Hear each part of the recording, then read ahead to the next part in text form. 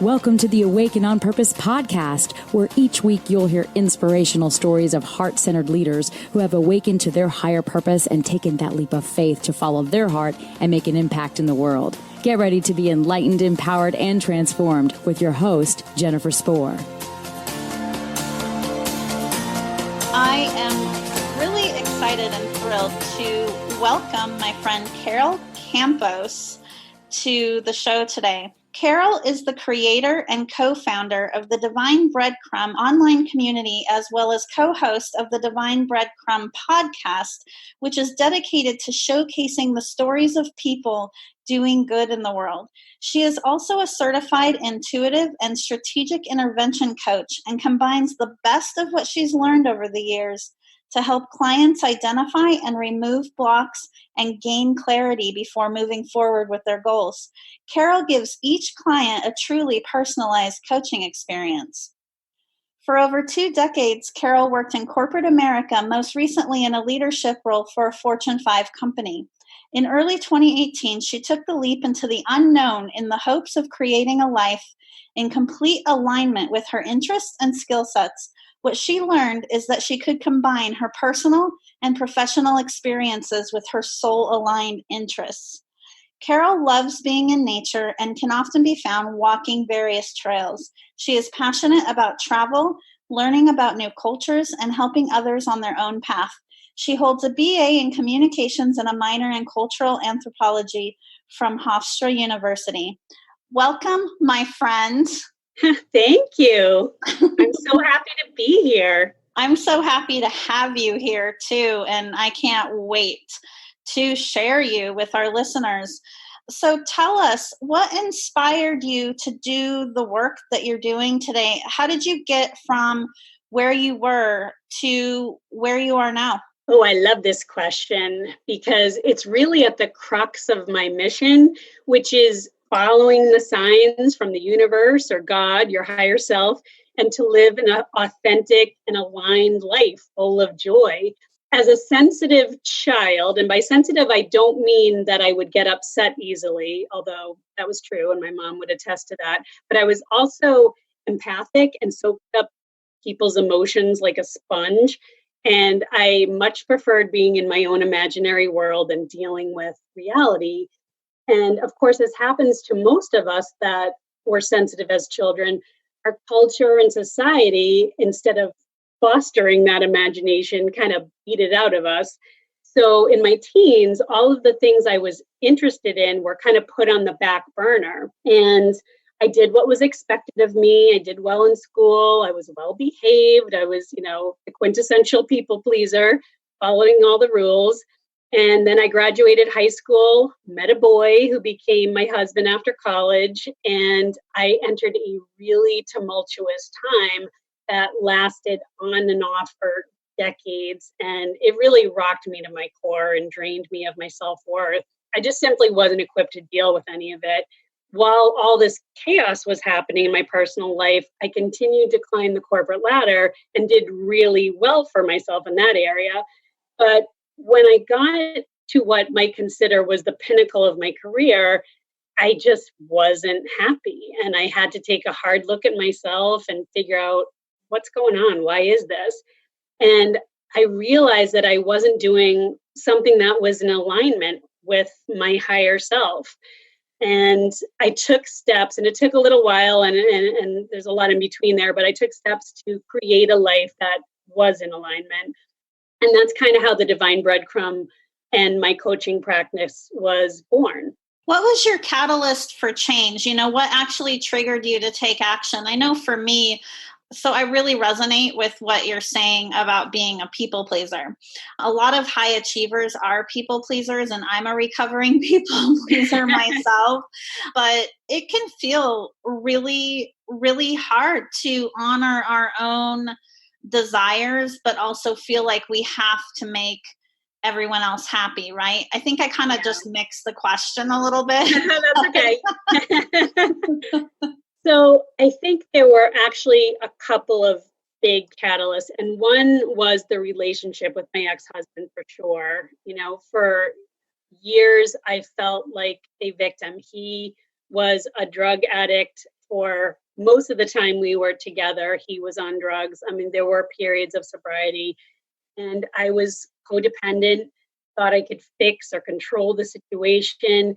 And it was a huge growth experience for me on so many levels because it taught me about compassion and empathy, self-worth, and probably most importantly, listening to my intuition. So I wanted to say he's probably my greatest teacher. And I have no doubt that if things had not been so bad with him, I wouldn't be doing what I'm doing today. And in my professional life, I think the catalyst, well, it's interesting. There's a couple of different points. If you're kind of looking at a linear timeline, there's a couple different points where I kept kind of repeating the same experience at each job.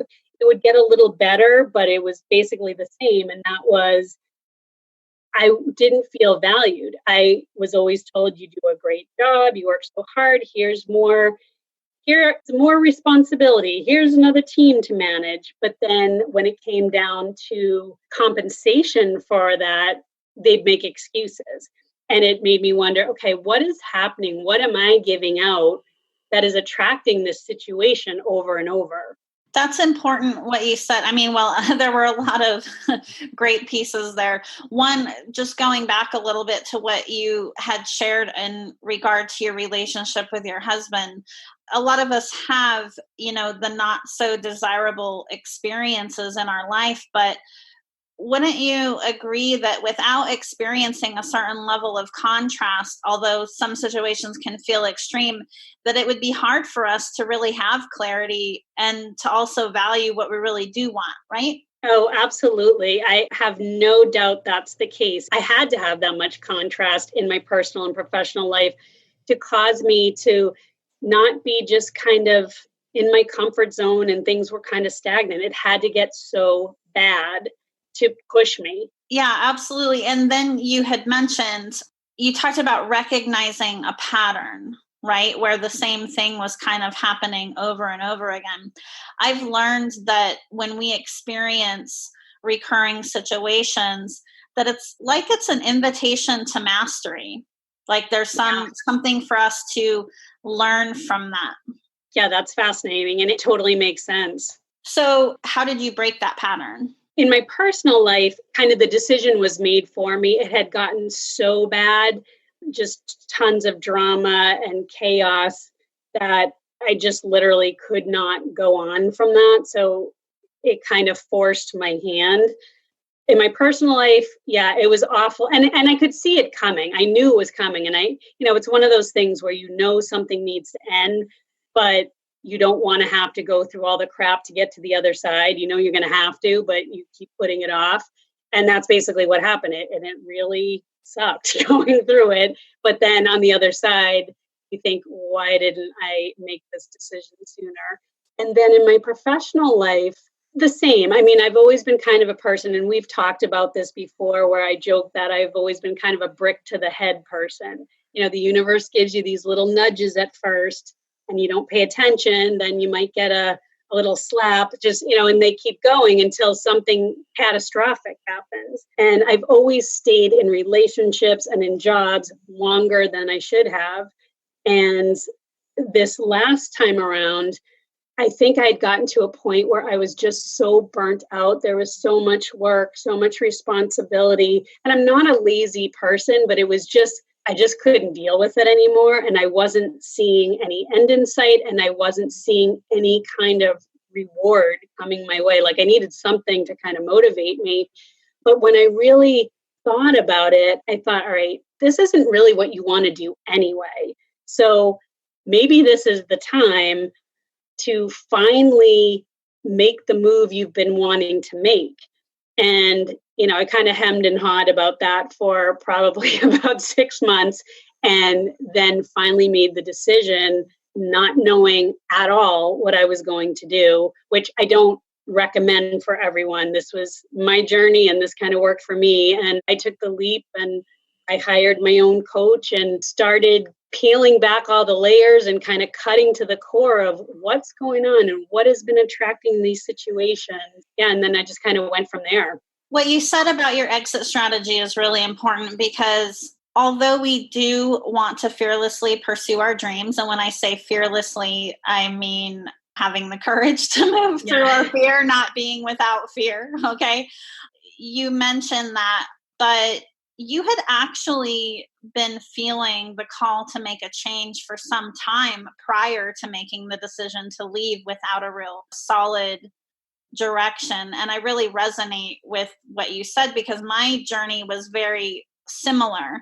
And I am driving this point home because I also ended up just leaving, right? I had a financial plan and all of that when I did decide to just leave. The reality was I had been feeling that call to change for a long time. And so I would say for anyone out there listening, if you're feeling that nudge to make a change, don't wait like Carol and I did. Yeah. Because those feelings don't go away. They just keep getting stronger. And I don't know about you, Carol, but it was definitely the case for me that my courage exceeded my fear. The pain of where I was at exceeded my fear of moving forward into the unknown. And it got so intense that I could absolutely, positively no longer stay where I was at. And I had to go. But had I listened to that call sometime before, I could have made a smoother transition. Right. Oh, absolutely. So again, for anyone listening out there, if you're feeling that call to make a change, please examine how you can take action on that. Yes, yes. So every experience in our lives shapes who we are. What experience in your life do you feel is the most significant in terms of shaping who you've become today and where you're at on your path today? So I think I have to go back to the relationship with my ex-husband. That was huge. Like I said, on so many levels. It taught me so much because you have to understand, we met when we were teenagers and it didn't end for good until 2012. So it was decades of just learning hard lessons and kind of falling in and out of love and breaking each other's hearts. And it was just a crazy growth experience. And, I'm happy to say he's doing well now. And we've talked about it. We know we've been each other's biggest teachers. And not to get too woo-woo for some people, but I absolutely believe that that was a contract we signed before we came here.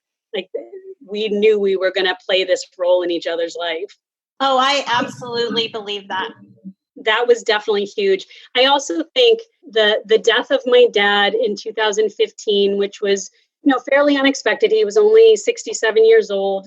He was always a person who just loved having fun. He was kind of Peter Pan. He would get bored really easily. He always worked, but he would kind of do his own thing. He had a definite entrepreneurial spirit, just like his father, my grandfather. And until he started getting sick, where he was having all kinds of back issues and heart issues and all these things, which I feel like a lot of these physical ailments he had were coming from emotional resentments and things like that he never worked through. But that's a whole other subject we could talk about forever. But he had always said to me, Carol, you take life too seriously, especially when I was younger. I was like a little mother when I was, 10. I took things seriously. I took care of my sister. I took on all this responsibility that wasn't necessarily mine. And he was always trying to get me to loosen up, relax, have fun. And when he passed, I think that was huge for me. It's like, okay, you know what? And I know it's cliche, nothing's promised, and, kind of puts things in perspective when someone passes, but it started making me look at things through a different lens. Like, I need to change things up. I can't keep going this way. A lot of people experience that. I had an experience similar as well, where my mom was diagnosed, with a terminal cancer. And I had already been feeling called to make changes in my life prior to that, but it's like it shook me awake. Why do you think that is, that it seems like most of us need to have some type of, I guess, to your point that you made earlier, the term that you used, I think, was brick over the head. Yeah. To kind of shake us awake. Why do you think that is? I think it's just such a human thing to learn the hard way. I mean, How many of us have friends or kids or whatever where we see them going down a road and you just know where this road's going to end, and you try to tell them, and they need the ability to learn the lessons in their own way. And for some reason, I think it's just more impactful because I truly believe you don't have to learn the hard way. It just seems to be the most effective way sometimes. Yeah, I agree. We don't have to learn the hard way. I also feel like the cause of our need to learn everything the hard way comes from our own upbringing and what we're taught, because we kind of only know what we know. That's very true. And I think that's a really good point. Most of us are taught you learn the hard way. Hard work is how you get from A to B. We're never taught that things can be easy and in flow.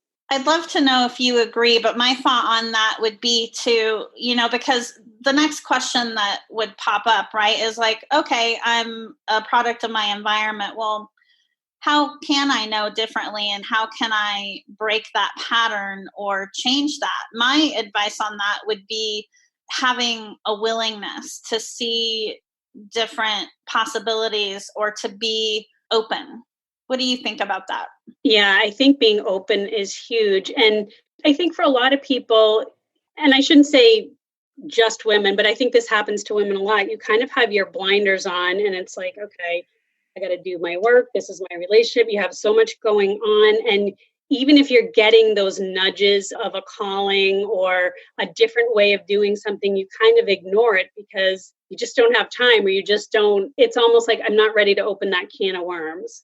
For someone who is feeling called to make changes in their life, right? Whether it's changing their career or they're just on a path to growth and they're feeling resistance to making changes that they know inevitably need to happen, what advice would you give someone? What action could they take today to move forward? So I think the key is to dig deep within yourself before going after your goal. Make sure you're in alignment with the goal. And what I mean by that, and I'll use myself as an example, I thought my goal was to have this leadership role at the Fortune 5 company and all that goes with that. But when I got to that point, I wasn't fulfilled. So know your why, examine any of the limiting beliefs you have that we were just talking about, and basically clear the path so that you can move forward confidently. Trust your instincts along the way because they're never going to steer you wrong. And I also think it's important to be patient. You might think, but I want to be over there. How do I get to that place quickly?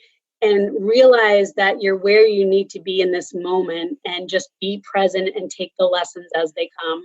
And that's so true, being present. Everything is energy and we cannot change the past, and our future only exists in potential.